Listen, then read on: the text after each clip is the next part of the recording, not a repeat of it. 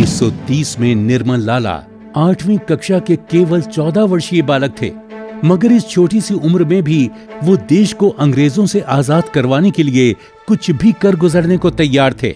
उन्हें एक मित्र से मालूम पड़ा कि सूर्य सेन, जिन्हें सब आदर से मास्टर दा के नाम से पुकारते थे, अंग्रेजों के खिलाफ कुछ बड़ी कार्यवाही करने वाले थे।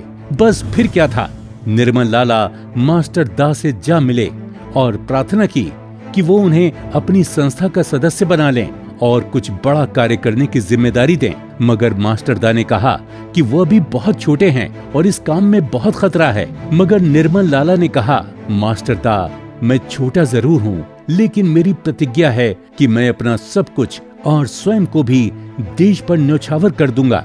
मास्टर दा उन्हें मना नहीं कर पाए और अगली कार्यवाही, जिसने उन्हें सरकारी शस्त्रागारों से शस्त्र लूटने थे, इसमें सम्मिलित कर लिया।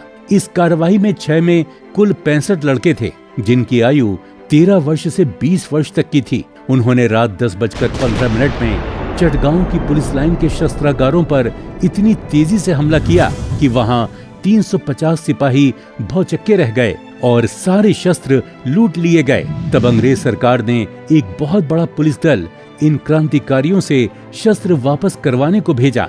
बड़ा भयंकर युद्ध हुआ। निर्मल लाला ने असाधारण वीरता दिखाते हुए बहुत से श्रेष्ठ शत्रुओं को अकेले ही मार गिराया और खतरा लेते हुए और उनको मारने के लिए खड़े होकर फायर करने लगे तो बहुत सी गोलियां उन्हें छेद गईं और वो बहादुर नन्हा क्रांतिकारी सदा के लिए सो गया। इस युद्ध में एक ओर केवल 65 क्रांतिवीर और दूसरी ओर 2000 सिपाहियों का अंग्रेजी सशस्त्र पुलिस बल था। मगर जब सुबह अंग्रेजी पुलिस ने लाशों की गिनती की तो पाया कि क्रांतिकारियों की कुल 10 लाशें थीं और पुलिस बल की 160, जिनमें 18 अंग्रेज सैनिक भी शामिल थे। 55 क्रांतिकारी शस्त्र लेकर गायब हो चुके थे। बड़ा ही हृदय विदारक दृश्य था।